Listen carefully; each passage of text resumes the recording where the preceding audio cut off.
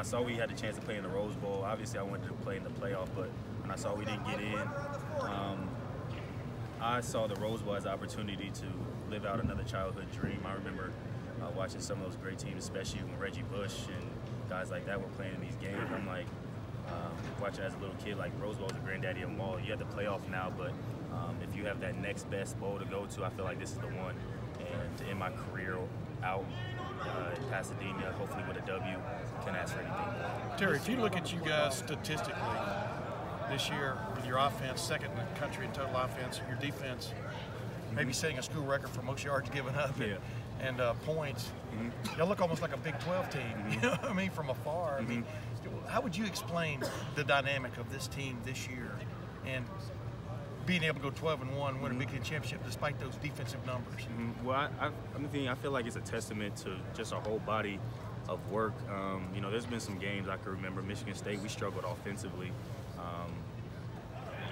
Even down at when we played TCU, we struggled offensively. So, I mean, that's just part of the season. Offense is going to play well some games, defense is going to play well some games, but the test of a true team is how do you collectively bring it together. And to end 12-1, obviously you want to win them all, but to end Big Ten championships, have the Big Ten champions again, and have the chance to win the Rose Bowl. Every season's not going to be perfect, but I still feel like this has been a successful season. Terry, have you, JD, and Paris sat down with Chris and Cam and the young receivers and talked to them about what the legacy is that you guys are leaving and how it's on them to move forward? Yeah, we haven't really, quote-unquote, had a sit down, but I feel like the way people are getting to see Chris play and the pride he takes in special teams and making big plays on offense, I feel like that's the legacy we're leaving. You're getting to see a snapshot of him early, and he's going to be here for the next 3 to 4 years making big plays. I can't wait to see Cam come back and see what he's doing, and Jalen Gill, and also what?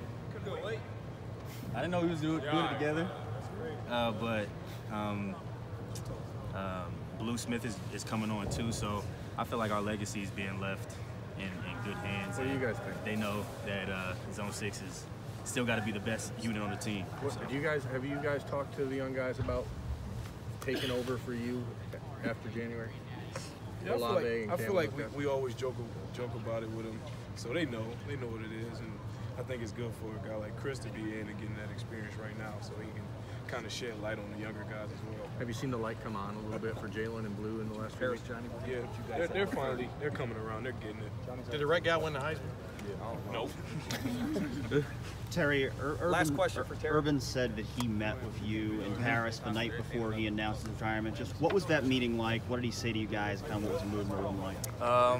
To be honest, well, at first I didn't even recognize the number because he may have got a new number on me, but he called me in and he wanted Paris to come by, and I didn't really know what it was about at first, but he sat us down. It was pretty straightforward. He kind of just went through the things of, you know, his health being his first #1 concern, and when he looks at some of the things that could possibly go on if he continues at this rate, you know, you don't want to go through that, especially when he has grandchildren, children, and a wife to worry about. And you know, he seemed content in his decision. Obviously, it's hard leaving the sport he loves, what he's given his whole life to, but you know, it meant a lot to me to think that he would bring me in there in Paris as well to just run our thoughts through his head and see how we were feeling about it. We won't even be here, but just the type of relationship we have, you know, it means a lot to me. But he's just leaving some things behind, but at the same time,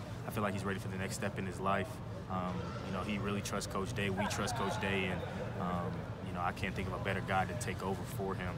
So, you know, Ohio State's still in good hands. Yeah, what would you tell people that maybe they don't know about Ryan Day, about why he can be a successful head coach here at Ohio State? Man, that's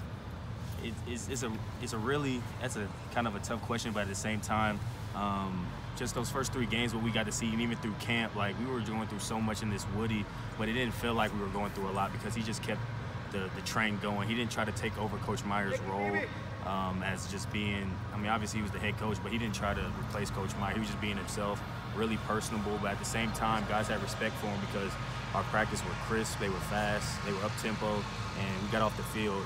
Guys were really feeling fresh during the time during camp where you could be feeling sore a lot. So the fact that he was looking out for us from that standpoint, making sure we were going to be ready for that first game, was really exciting. And just the way he's changed our offense has been monumental. All the things that me and him discussed, me coming back, has happened. So he's a man of his word. You know, I feel like he's going to do a really good job recruiting, just the person he is, and I'm excited to see what he does.